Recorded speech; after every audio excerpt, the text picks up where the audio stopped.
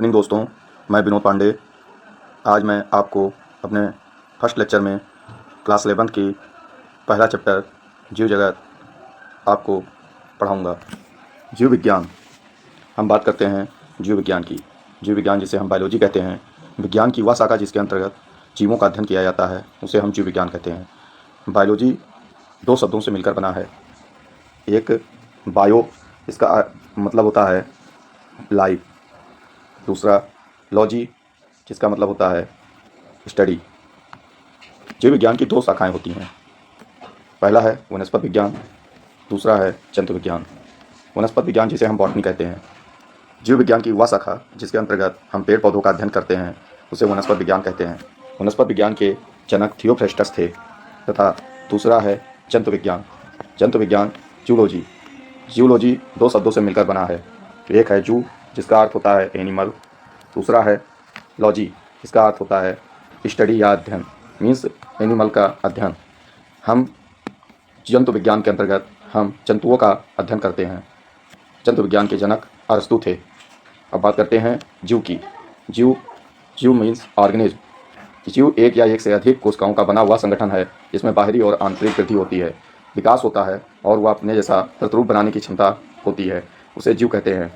जीव दो प्रकार के होते हैं, एक सजीव और एक निर्जीव। सजीव और निर्जीव, पृथ्वी पर पाए जाने वाले समस्त चीज़ों को हम अध्ययन की सुविधा के लिए दो भागों में बांटते हैं, सजीव और निर्जीव। सजीव पृथ्वी पर पाए जाने वाले समस्त जीव जिनमें जीवन पाया जाता है, जिनमें जीवन उपयोगी सभी महत्वपूर्ण क्रियाएं होती हैं, जैसे कि पोषण, प्रजनन, वृद्धि आदि क्रियाएं होती हैं, वह सजीव कहलाते हैं। इनमें सभी प्रकार के पेड़ पौधे, जीव जंतु एवं वनस्पतियाँ तथा सूक्ष्म जीव शामिल हैं। सजीवों के कुछ प्रमुख लक्षण होते हैं, जैसे कि भोजन सभी सजीवों को कार्य करने की ऊर्जा भोजन से ही प्राप्त होती है। भोजन सजीवों में पाए जाने वाला एक विशेष गुण है। पौधे अपना भोजन स्वयं प्रकाश संश्लेषण द्वारा बना लेते हैं। अन्य जीव भोजन के लिए पौधों या दूसरे जंतुओं पर निर्भर होते हैं।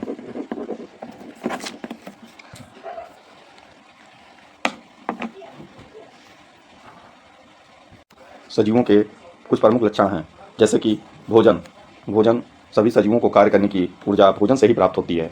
भोजन सजीवों में पाए जाने वाला एक विशेष गुण है। पौधे अपना भोजन प्रकाश संश्लेषण की क्रिया द्वारा स्वयं बना सकते हैं, इसीलिए इन्हें स्वपोषी कहा जाता है। तथा अन्य जीव भोजन के लिए दूसरे पेड़ पौधों, वनस्पतियों या अन्य जंतुओं पर निर्भर होते हैं, इसीलिए इन्हें परपोषी कहा जाता है। हम मनुष्य भी अपने भोजन के लिए दूसरे जंतुओं पर या दूसरी वनस्पतियों पर निर्भर होते हैं। अब हम बात करते हैं श्वसन की। दूसरा लक्षण है श्वसन, इसे रेस्पिरेशन कहा जाता है। सभी सजीवों को जीवित रहने के लिए ऑक्सीजन की आवश्यकता होती है, जो वायुमंडल से प्राप्त होती है। ऑक्सीजन को ग्रहण करना तथा कार्बन डाइऑक्साइड को छोड़ने की प्रक्रिया को ही श्वसन कहा जाता है।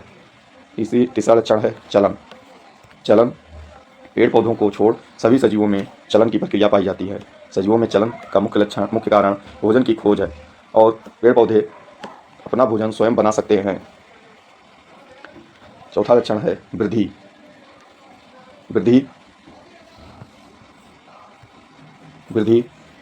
का मतलब होता है ग्रोथ।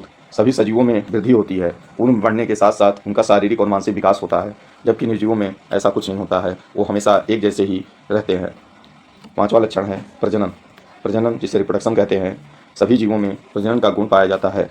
उनमें अपने समान नए जीव उत्पन्न करने की क्षमता पाई जाती है, जिससे वह अपने ही समान नए जीव उत्पन्न कर सकते हैं। छठवां लक्षण है संवेदनशीलता, जिसको फील कहते हैं। संवेदनशीलता सभी सजीवों का मुख्य लक्षण है। वह अपने आसपास तथा मौसम में होने वाले भौगोलिक परिवर्तनों को महसूस कर सकते हैं। मनुष्य में 5 संवेदी अंग पाए जाते हैं, जबकि पेड़ पौधों में कोई विशेष प्रकार का संवेदी अंग नहीं पाया जाता है। वह सर्दी, गर्मी तथा सूर्य के प्रकाश को महसूस कर सकते हैं। सूरजमुखी का पौधा इसका सबसे अच्छा उदाहरण है। सूरजमुखी एक सबसे अच्छा उदाहरण है संवेदनशीलता का। तथा म्यूसा प्यूडिका, जिसको छुई मुई कहा जाता है या लाजवंती के नाम से जानते हैं, या इनकी पत्तियों को छूने से इनकी पत्तियां मुरझा जाती हैं और कुछ समय बाद फिर खुल जाती हैं। ये संवेदनशीलता का गुण है। संवेदनशील अंग आँख, नाक, कान, जीभ, त्वचा इत्यादि होते हैं। अब हम 7वें लक्षण की बात करते हैं, उत्सर्जन, जो हर सजीव जीवधारियों का लक्षण है। सभी जीवधारियों में विभिन्न क्रियाओं के फलस्वरूप हानिकारक व अनावश्यक पदार्थ बनते हैं जो वे अपने शरीर से निष्कासित करते रहते हैं। यह जिस क्रिया द्वारा निरंतर अपने शरीर से उन विषाक्त पदार्थों को बाहर निकालते हैं, उस क्रिया को उत्सर्जन कहा जाता है। अब हम बात करते हैं निर्जीव की, निर्जीव प्राणियों की। निर्जीव, इसको हम नॉन लिविंग कहते हैं। जैसा कि आप जानते हैं कि नॉन लिविंग, नॉन का मतलब होता है non living, non living, non का मतलब होता है एब्सेंट, एब्सेंट, और लिविंग का मतलब होता है लाइफ, मीन जिसमें जीवन नहीं है। जिसमें जीवन नहीं है वह निर्जीव होते हैं। पृथ्वी पर पाए जाने वाली सभी चीज़ें जिनमें जीवन नहीं पाया जाता है, जिनमें जीवन उपयोगी आवश्यक क्रियाएँ जैसे श्वसन, प्रजनन, भोजन, वृद्धि इत्यादि नहीं होती है, वो सभी निर्जीव की श्रेणी में आते हैं। निर्जीवों को हम दो भागों में बांट सकते हैं। पहला है प्राकृतिक, नेचुरल। इसके अंदर वो सारी निर्जीव चीज़ें आती हैं जो प्रकृति द्वारा निर्मित हैं, जैसे कि पर्वत, आकाश, ग्रह, तारे, सूर्य, हवा, आग, पानी, पत्थर इत्यादि। जो भी हम प्रकृति के द्वारा निर्मित चीज़ों को हम प्राकृतिक अवस्था में देखते हैं, वह सभी निर्जीव की श्रेणी में आते हैं। अब हम बात करते हैं दूसरे लक्षण की, मानव निर्मित या कृत्रिम, जिसे हम आर्टिफिशियल कहते हैं। जो भी वस्तुएं हम अपनी दैनिक दिनचर्या में प्रयोग करते हैं, वो सभी जो मानव निर्मित हैं, वह मानव निर्मित या आर्टिफिशियल या कृत्रिम, ये निर्जीव के लक्षण हैं। जैसे कि टेबल, कुर्सी, कंप्यूटर, मोबाइल, कार, रोबोट इत्यादि, ये सभी निर्जीव वस्तुएं हैं। अब हम बात करते हैं जीवों में विविधता। जैसा कि आप जानते हैं, diversity in the living beings, diversity in the living beings, जीवों में विविधता एक बहुत ही विस्तृत टॉपिक है। जीव जगत के में असंख्य प्रकार के जीवों की उपस्थिति को हम जैव विविधता कहते हैं। हमारे इस भौगोलिक क्षेत्र में अनेक प्रकार के जीव जंतु निवास करते हैं। वैज्ञानिकों का अब तक 17 से 18 लाख जीवों का पता लगाकर उनका नामकरण किया है।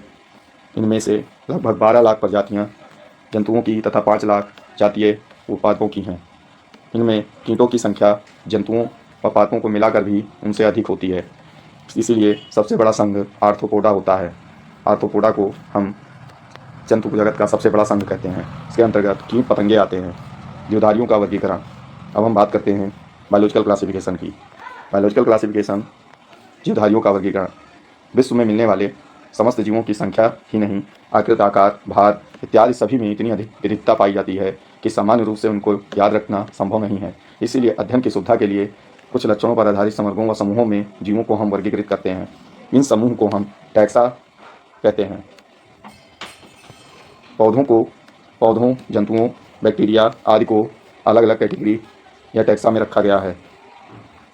नए जीवों को पहचानना, सही वैज्ञानिक नाम देना तथा समानताओं और असमानताओं के आधार पर उन्हें विभिन्न समूह या वर्गों में रखने को हम वर्गीकरण कहते हैं।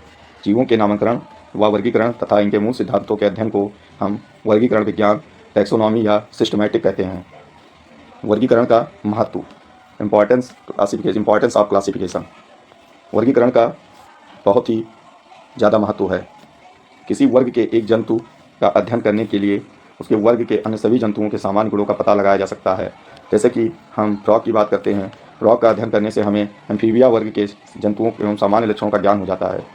विभिन्न वर्गों को जटिलता के आधार पर विकास क्रम में रखा जा सकता है। कुछ ऐसे भी जंतु हैं जिनमें 2 वर्गों के कुछ लक्षण पाए गए हैं। ऐसे जंतुओं को हम संयोजक कड़ी कहते हैं। इनके अध्ययन से जंतु समूह के विकास क्रम का पता चलता है। जैसे कि पेरिपेटस, उदाहरण के तौर पर हम देखते हैं, पेरिपेटस एनेलिडा व आर्थ्रोपोडा संघ के बीच की कड़ी है तथा आर्क्योप्टेरिस सरीसृप व पक्षी वर्ग के बीच का कड़ी है। इस तरीके से वर्गीकरण के आधार पर विभिन्न संघों व वर्गों की उत्पत्ति के मूल स्रोत का पता लगाया जा सकता है।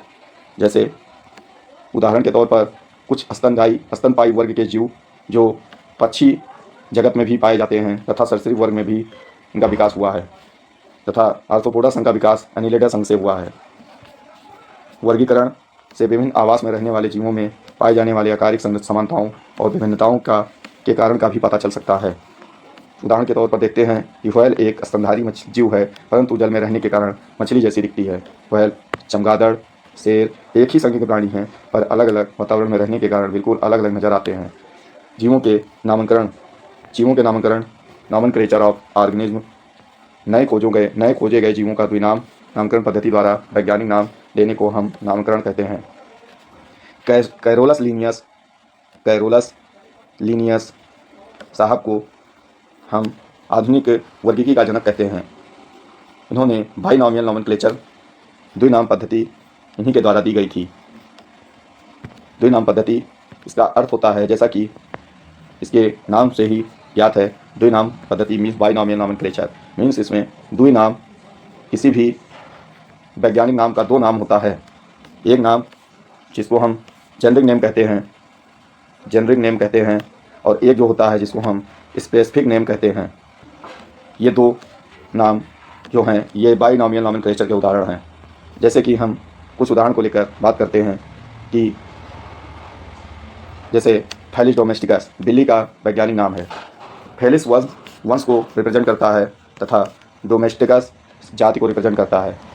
यह एक जीनस है और यह एक स्पीसीज है। इस तरीके से हम जब किसी जंतु का वैज्ञानिक नाम पढ़ते हैं तो उनमें दो नाम दिए होते हैं, एक जीनस होता है, एक स्पीसीज होता है, और इस नामकरण पद्धति को हम द्विनाम पद्धति कहते हैं। आगे हम इसको डिटेल में समझने के लिए एक चार्ट को समझते हैं। इस चार्ट में एक तरफ जंतु के नाम और दूसरी तरफ वंश तथा जातियों का नाम दिया गया है। जैसे कि मेढक का वैज्ञानिक नाम राना टिग्रिना है, राना इसका जेनरिक नेम है और टिग्रिना इसकी स्पीसीज है। बिल्ली का वैज्ञानिक नाम फेलिस डोमेस्टिकस है, जिसमें फेलिस इसका वंश है, डोमेस्टिकस इसकी जाति है। चूहा का रेटस वैज्ञानिक नाम है, जिसमें रेटस इसका जीनस है और रेटस स्पीसीज है। शेर का फेलिस लियो, चीता का फेलिस टिग्रिस, और इसी तरीके से मनुष्य का होमो सेपियंस ये एक द्विनाम पद्धति द्वारा दिया गया एक नाम है। इसी प्रकार से हम द्विनाम पद्धति के कुछ अंतर्राष्ट्रीय नियम हैं उसको समझते हैं। सभी जंतुओं का नाम दो शब्दों में होता है। नाम का पहला शब्द वंश तथा दूसरा शब्द जाति को रिप्रेजेंट करता है। सभी नाम अंग्रेजी में होते हैं। वंश का नाम पहला अक्षर कैपिटल में तथा जाति का अक्षर छोटे स्मॉल लेटर में लिखा जाता है। जंतुओं का वैज्ञानिक नाम सदैव तिरछे अक्षर में इटैलिक लेटर में लिखा जाता है और तिरछी लाइन खींचकर इसको प्रदर्शित किया जाता है। आज के लेक्चर में हम यहीं तक चर्चा करेंगे। इसके बाद नेक्स्ट लेक्चर में हम जीवों के वर्गीकरण पर विस्तृत चर्चा करेंगे। धन्यवाद।